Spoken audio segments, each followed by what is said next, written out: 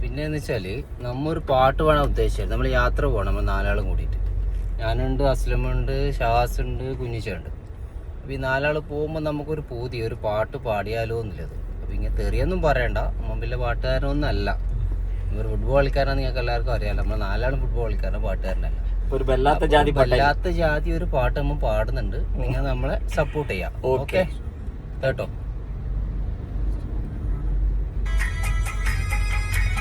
വഴിയെ കട്ട് ചെയ്യാം.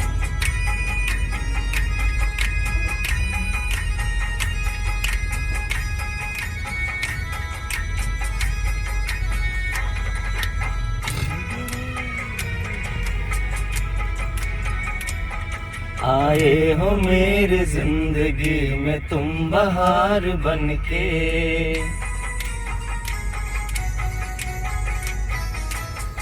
आए हो मेरी जिंदगी में तुम बहार बन के, आए हो मेरी जिंदगी में तुम बहार बन के, मेरे दिल में यूं ही रहना,